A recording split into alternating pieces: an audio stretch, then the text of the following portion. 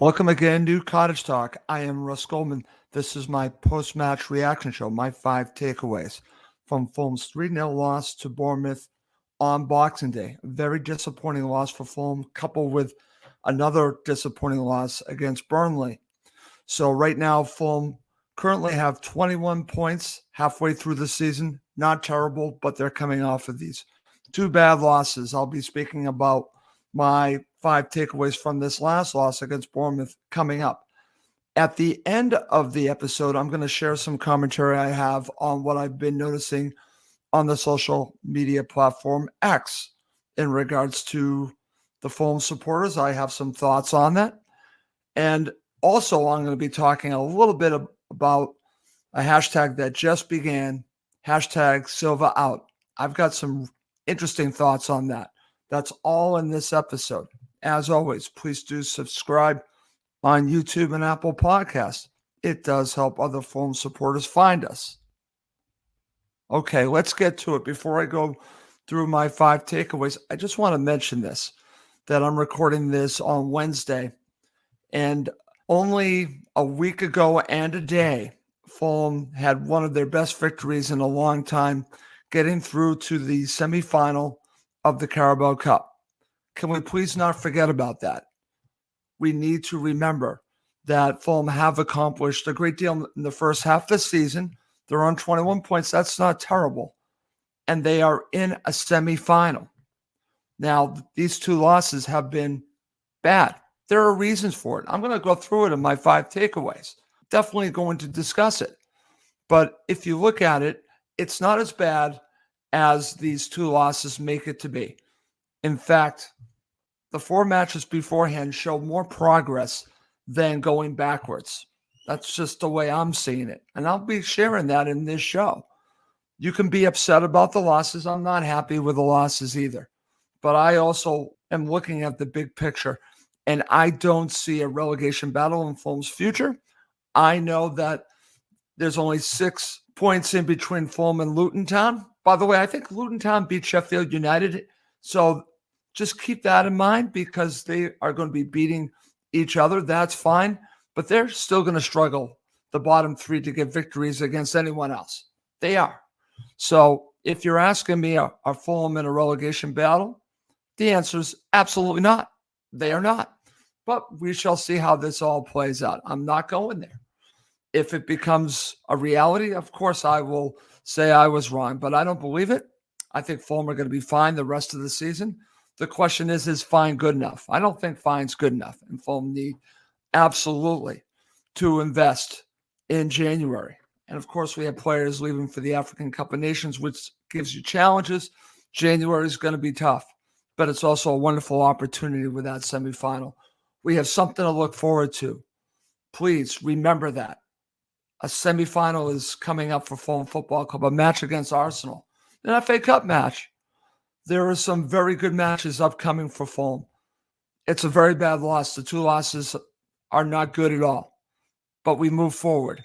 We're on to Arsenal. But before we go on to Arsenal, let's talk about this Bournemouth loss. And let's start with number 5. And it involves Bournemouth themselves. Bournemouth, I got to be honest with you, I was doubting them making the move for this new manager, but it's taken time, and now they are flying. Congratulations to Bournemouth. They deserved all 3 points. They took advantage of Fulham's mistakes, and let's just call what they are, and they scored 3 goals. So congratulations to them. It was a very even match. Let's just be honest here. In that first half, up to the goal, and I'll be talking about that in number 4.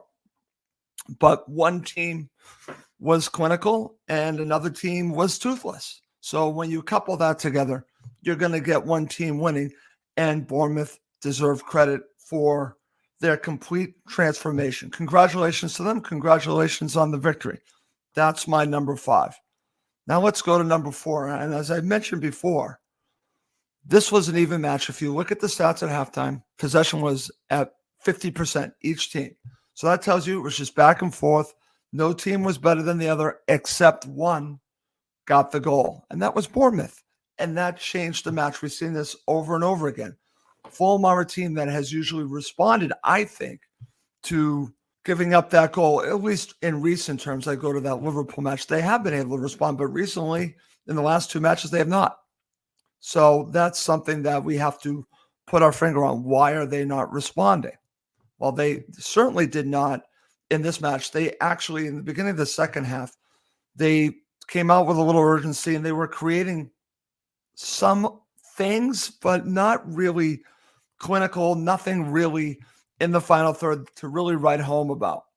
But they did show a little bit of urgency. But this first goal changed everything, because I thought Fulham had some opportunities, but toothless. But every time Bournemouth had the ball, I felt they were dangerous. That, to me, is the difference in the match. And the goal changes everything. It absolutely does. It doesn't change the style of either side, by the way. Both teams continue to play and are who they are. These two teams do what they do. That actually will be at the end of this episode, where I go to my number one. Both these teams are who they are. And that really didn't change much. And the first half just shows that, except one team got the goal, changed the match. And unfortunately, Fulham could not rebound from that. That's why that's my number 4. The first goal changed the match. Number 3, Paulinho had a poor match by his standards. And I looked at the penalty. It's a penalty. He's clumsy there. He's not as aggressive as he normally is, I think. But you know what? He's allowed to have a bad game. Fans are now running with that, saying that he wants out. I'm not buying any of that. Absolutely not buying any of that. A player can have a bad match. And also, you have to give a little credit to Bournemouth, especially on the first goal. That was a great run by Scott. Give him credit. But Paulinho had a poor game. And this just proves, when Paulinho is not playing well, Fulham don't play well. I've said that over and over again. This is why Fulham cannot afford to sell Paulinho, because they do not have a replacement. They absolutely do not. So when Paulinho has a stinker, Fulham tend to as well. But listen, up to that first goal, Fulham were in it, but Paulinho was not at it in this match. For whatever reason, this was not one of his better games. In fact, it was a poor game. So that's why that's my number 3. Number 2, and this is one that people might get irritated to hear, but it's what I believe. I truly believe this. The miss of Jimenez and Willian was massive in this match. It was massive in the last few matches. Raul Jimenez's red card, I think, has changed everything to the flow of how Fulham play going forward. So many players, I think, are affected. I'm looking at Andres Pereira, looking at actually Iwobi, who's playing well, but I think is better on the right-hand side. So now you have to put him on the left-hand side. A lot is affected by Jimenez and Willian being out. Absolutely. So it doesn't flow as the way it normally does. And that's why I think you are seeing the goals dry up. I think if the optimal starting 11 is in there, I think Fulham score here. I think if Jimenez is playing, I think Fulham definitely score and make this a match. I think he was a huge loss in this match. Rodrigo Muniz is doing his best. He's absolutely trying out there. So I want to give him credit for trying, but he is not a Premier League striker. Let's just call it what it is. And Fulham have missed out without Jimenez. It's taken them a while to learn how to play with him.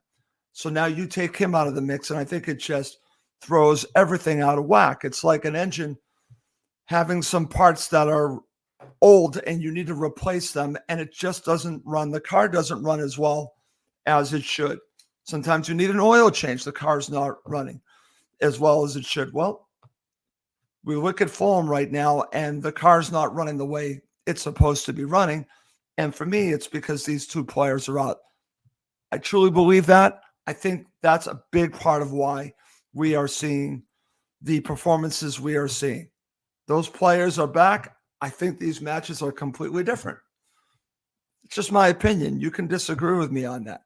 And I've heard this argument. People have come to me and said, well, Russ, that's pretty bad that you are putting so much stock on two players that are in their 30s to keep Fulham going. And I'm not going to disagree with that.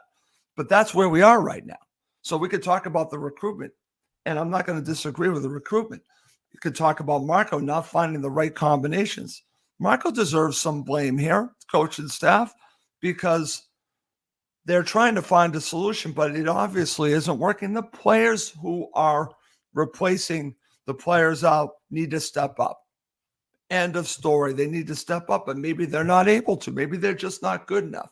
Maybe Bobby Decordova-Reid, who I like, who can play everywhere, is not the right player moving forward, starting in a match for Fulham Football Club on a regular basis. Maybe he can each, like every once in a while, but Bobby Decordova-Reid, not a good match. Not a good match at all. Like I said, then you're going to force Alex Iwobi on the left, which I don't think is great.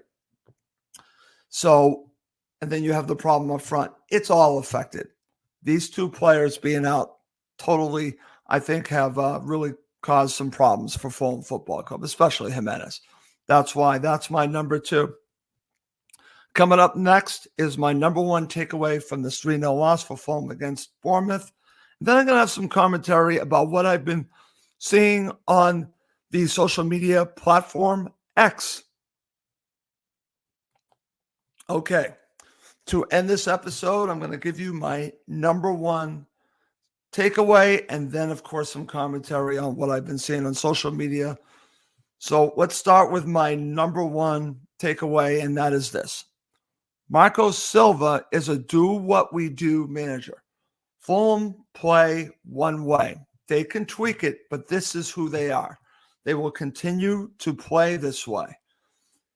And it might drive you crazy at times, but Marco does not change within his philosophy. This is who he is. This is who the team is. This is the identity of Fulham Football Club right now. It's Marco Silva's style. That's not going to change.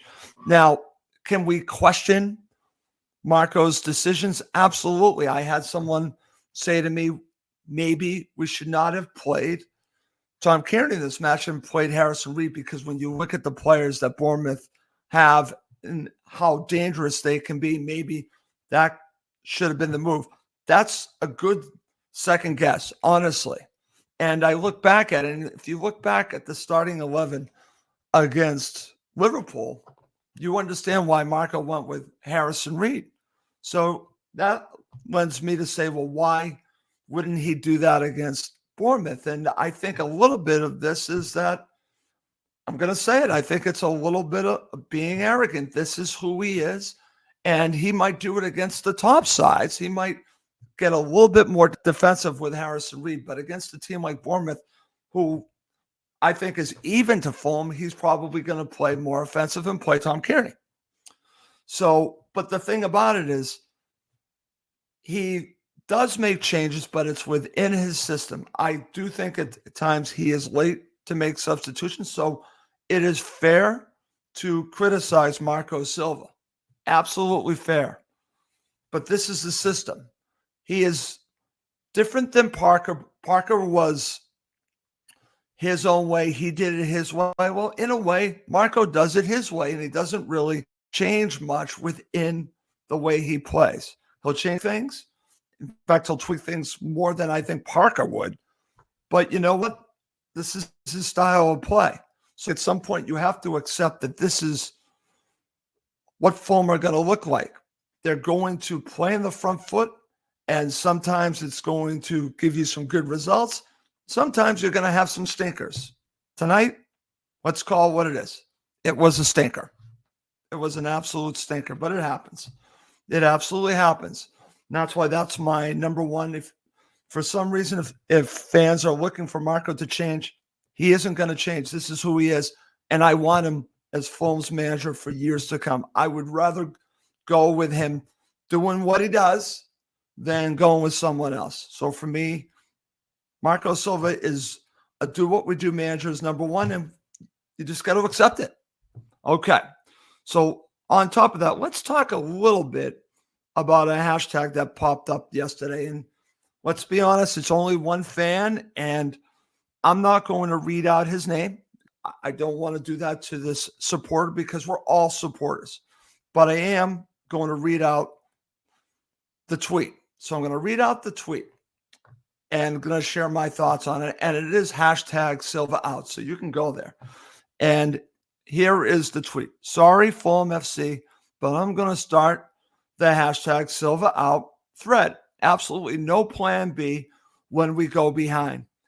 He's had 2 good seasons, but we've reached the end. Okay. So this supporter, you have your right to have your opinion. If you want to do a hashtag Silva out, you have every right to do that. But then you have to be prepared for people disagreeing with you, like myself. And I disagree with this 100%. I disagree with it. This identity that if things go bad, we have to get rid of the manager. It happens in English football over and over and over again. I'm against this. I'm completely against that mindset. So I'm completely against hashtag Silva out. But this supporter is actually going with what a lot of supporters do around England. They put out hashtag for the manager to get out, basically. So this is nothing new. It's the first time that it's happened with, I believe, with Silva. It might have happened before, but in recent terms. And I completely disagree with it, obviously. He's entitled to his opinion. I just think, in my opinion, it's ridiculous to even consider. I actually had someone actually say to me, are you worried about if the results get bad in January that the Cons might make a move to get rid of Silva? And I said, absolutely not.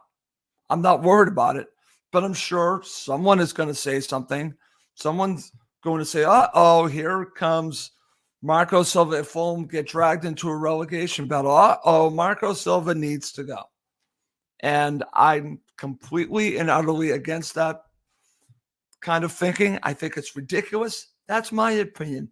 But others have a different opinion. So if you want to continue the hashtag Silva out, continue it. And I'm going to continue to disagree with it and tell you why I disagree with it. So just be prepared. You want to put it out there, and others want to put out hashtag Silva out. Be prepared for the backlash on that. You might have people that agree with you, but then you're going to have people that disagree with you, like me. Okay. So that's going to end that discussion about hashtag Silva. But one other topic on social media, just in general, especially on X. So I have said this before. Made this term, and it's a term that actually started here in Boston called the Fellowship of the Miserable. And this goes back to the late 1990s when the Red Sox and the Celtics, Bruins, and the Patriots were just not winning anything. And the media were called the Fellowship of the Miserable because they would just harp on all the negative. So I've now coined the Fulham Fellowship of the Miserable. Now, let me just mention what I mean by this. It is supporters have a right to be upset, to be a glass half empty. I know many supporters that are glass half empty. I have no issue with that. That wouldn't be someone that I would put in the category of the Fulham Fellowship of the Miserable. Not that fan. It's the fan that actually is trying to bring everyone else down because they're just not feeling good, and they're just going to just crap on Fulham just because they want to, because that for some reason makes them feel like they are voicing their opinion. But I just think at times members of the Fulham Fellowship of the Miserable, and they're out there, only show themselves out when Fulham's results are bad. If you are talking positively, talking negatively, you're not a member of the Fulham Fellowship of the Miserable. This is not a large group. It's not a large group. It's not. It's a minority. But I would just say to the Fulham Fellowship of the Miserable, just if you're going to get out there and try to be negative for the sake of being negative, that's fine. Just be positive when Fulham's results are there too.